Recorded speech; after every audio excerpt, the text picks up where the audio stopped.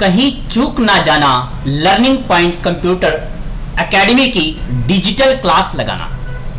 Learning point computer academy की digital class में आपका हार्दिक स्वागत है। ठीक है, तो अब नेक्स्ट हम बात करते हैं जी, टेबल बनाना सीख लिया, मर्ज करना सीख लिया।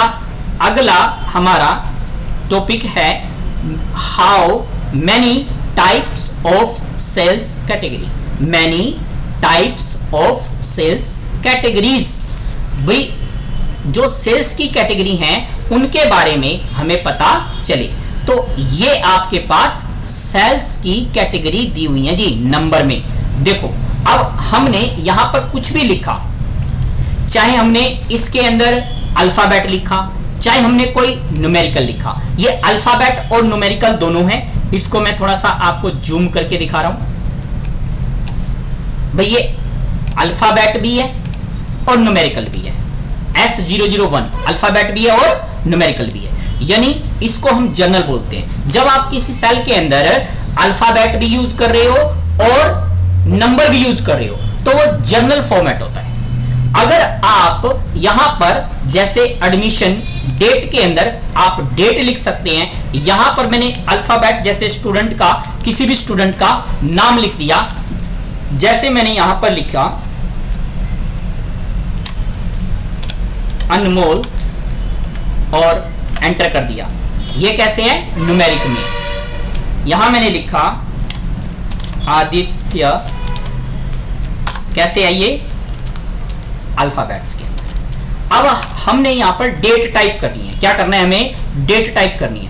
अगर मैं यहां पर डेट लिखता हूं, जैसे मैंने यहां पर कोई भी डेट लिख दी 15/4/1987 और एंटर मार दो और इसके ऊपर क्लिक करो। ध्यान यहां पर, अब ये यहां से आप देखेंगे ये हमारा शॉर्ट डेट, ये डेट का फॉर्मेट है, ये डेट का फॉर्मेट है और ये वाला आपका नंबर फॉर्मेट है, ये हमारा जर्नल फॉर्मेट है। जर्नल में स्पेसिफिक फॉर्मेट नहीं होता। नंबर के अंदर जब भी हम कोई नंबर टाइप करते हैं, जैसे हमने 7876941339 एंटर प्रेस किया, तो इसके ऊपर कर्सर लेके जाएं और यहां से इसको नंबर में बदल दें। क्या बोल दें? नंबर। नंबर करते ही आपके पास पॉइंट के बाद 00 शो कर देगा, यानी अब ये इसको समझ रहा है कि ये कोई नंबर है। ठीक है, उसके बाद आप यहीं से, यहां से अगर हम इसको बोल दें करेंसी, तो ये इसके आगे डॉलर का साइन प्रोवाइड कर देगा। ये इसको अब करेंसी फॉर्मेट के अंदर समझ रहा है। किस में समझ रहा है? ये करेंसी फॉर्मेट में। अब आप कहते हैं सर हम तो इंडिया में बैठे हैं जी, यहां डॉलर आ रहा है, अब मेरे को क्या करना है? मेरे को इसको चेंज करना है और यहां पर मुझे रुपीज चाहिए। क्या चाहिए हमें? यहां पर रुपीज। तो इसको रुपीज में कैसे कन्वर्ट करते हैं? नेक्स्ट ऑप्शन हमारा वही है कि यहां पर है how to change the style and format of currency. आप फॉर्मेट करेंसी का स्टाइल कैसे चेंज करेंगे, ठीक है ना, और फॉर्मेट उसका कैसे चेंज करेंगे। How to change the style and format of currency, कैसे चेंज करते हैं देखिए। अब आपने क्या करना है?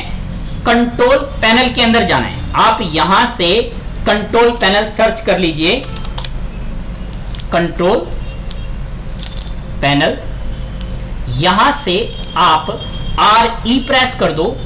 RE यहां सर्च में, ध्यान दीजिए, यहां सर्च में RE प्रेस कर दो। यहां से हम चले जाएंगे रीजन या लैंग्वेज ऑप्शन, दोनों आ सकते हैं। रीजन आ रहा है मेरे वाले में, यहां से रीजन।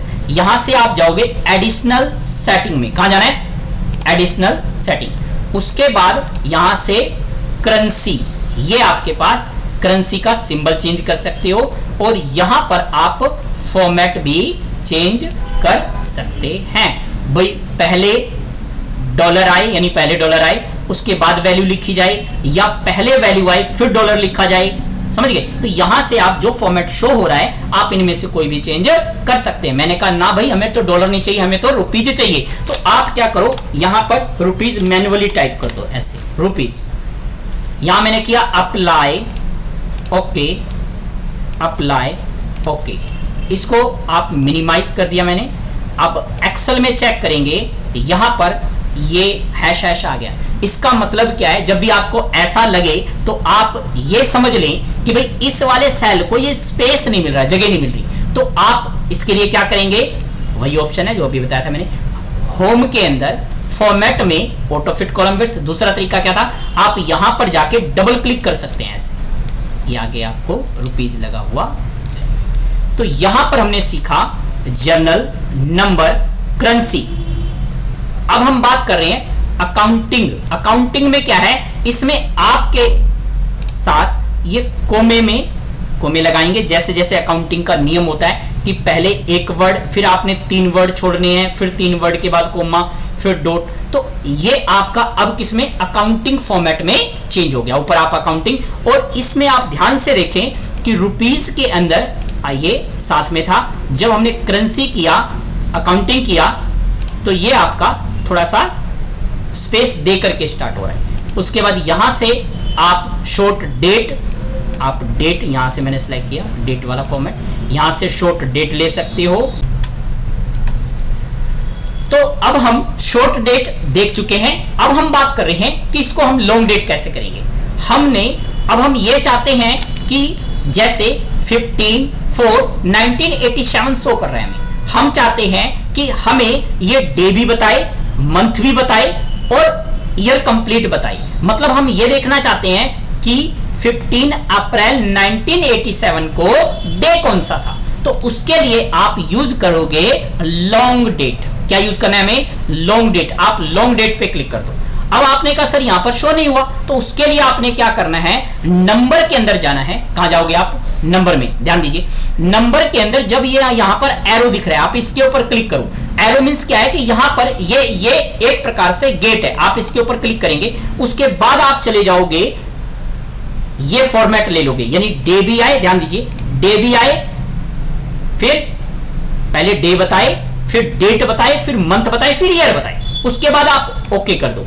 अब यहां पर हमें साथ साथ शो नहीं हुआ, आपको क्या करना पड़ेगा, दोबारा से इस डेट को एंटर करना पड़ेगा। मैंने 15/4/1987 दोबारा लिखा और एंटर मारा, और ये देखो हो गया। इस टाइप से आपने इसको करना है। अब आप कहते हो नेक्स्ट चलते हैं। नेक्स्ट है हमारे पास परसेंटेज।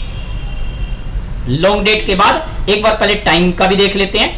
इस फॉर्मेट को हम टाइम में कैसे चेंज करेंगे। आप यहां पर सेलेक्ट करके यहां जाकर के इधर से कर दोगे टाइम। तो अगर आपने कोई टाइम टाइप करना है तो आप टाइम फॉर्मेट का यूज करेंगे, ऐसे ये टाइम में कन्वर्ट हो जाएगा।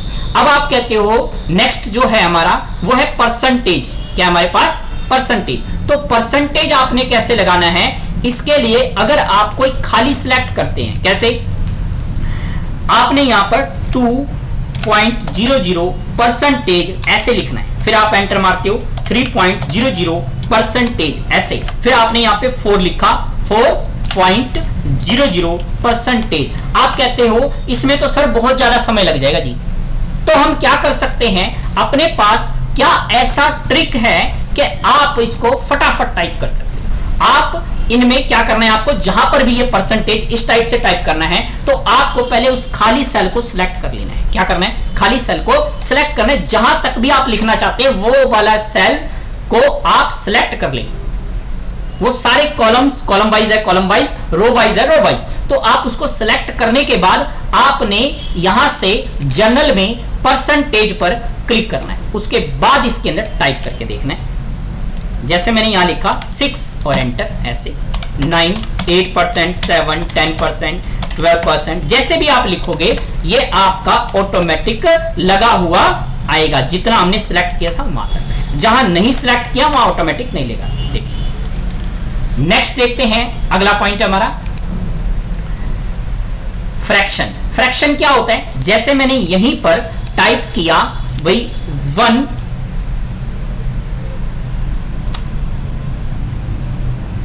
into 2 और एंटर मारते ही क्या होगा, ये कहेगा 1 फरवरी। मैंने कहा नहीं भाई, मेरे को तो ऐसे लिखना है 1/2, 1:2। अब 1:2 को लिखने के लिए जब भी मैं 1:2 लिखने की कोशिश करता हूं तो ये कहता है भाई 1 फरवरी, 1 तारीख समझ रहा है, उसके बाद 2 को ये मंथ समझ रहा है। मैंने कहा मेरे को इसी टाइप से लिखना है, तो आप क्या करोगे, जहां पर भी लिखना है उनको आप खाली सेल सिलेक्ट करोगे, वही ट्रिक है, खाली सेल सिलेक्ट करेंगे, यहां जाने के बाद इसको आप बोल देंगे फ्रैक्शन। क्या बोलना है हमें, फ्रैक्शन। उसके बाद आप लिख के देखेंगे 1 = 2, ऐसे 1 × 5, 1 × 8, ऐसे आप फ्रैक्शन में टाइप कर पाएंगे। क्या आपको क्लियर है ये? अब गलती से इसके अंदर मेरे पास एक और ये टाइप हो गया, मैं इसको हटाना चाहता हूं। हटाने के लिए मैं एक बार दोबारा लिखूंगा, तो देखो ये दूसरा एंटर हो गया। मैं क्या चाहता हूं, उसी वाले सेल के अंदर एंटर करना है, इसी को चेंज करना है। तो अपने पास क्या कैसे कर सकते हो, या तो आप डबल क्लिक कर दो, सेल के अंदर एंटर हो जाएंगे, बैक स्पेस करके आप इसको हटा सकते हो। दूसरा ऑप्शन क्या है, आप यहां पर ये फॉर्मूला बार से भी इसको आप बैक स्पेस करके हटा सकते हो। और तीसरा ऑप्शन क्या है, आप यहां कर्सर रखो और F2 प्रेस कर दो। हाँ जी, तो अब हमने फ्रैक्शन कमांड सीख चुके हैं। नेक्स्ट इसका एक यूज हम और देखते हैं कि जब आप कभी कभी सेल्स के अंदर कई सारी ज्यादा जब हम वैल्यू टाइप कर देते हैं, तो इसमें क्या होता है, हमें ये एक्चुअल फॉर्मेट में शो नहीं करता, ऐसे शो करता है। देखिए इसमें मैंने कई सारी वैल्यू मारी, एंटर, ऐसे। तो इसको आप क्या कर सकते हो, इस पूरे को सिलेक्ट करके, पूरे को सिलेक्ट करना है और यहां से आप फ्रैक्शन कर दीजिए। क्या करना है आपको, फ्रैक्शन, आपको कंप्लीट वैल्यू शो हो जाए। तो यहां पर आपने ये फ्रैक्शन कमांड यूज करना सीखा।